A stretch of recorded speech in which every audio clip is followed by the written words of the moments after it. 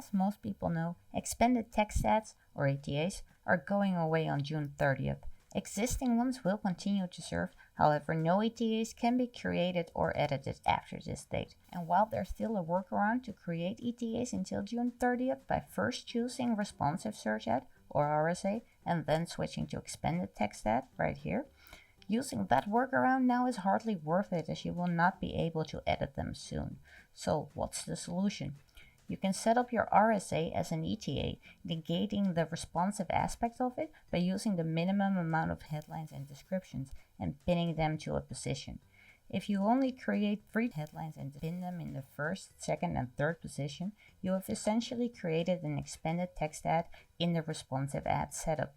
Do keep in mind this might lead to a low ad strength, and I would recommend having a regular RSA in your ad group as well. Subscribe to my channel for more Google Ads tips, tricks, and tutorials, and best of luck making the transition to RSA.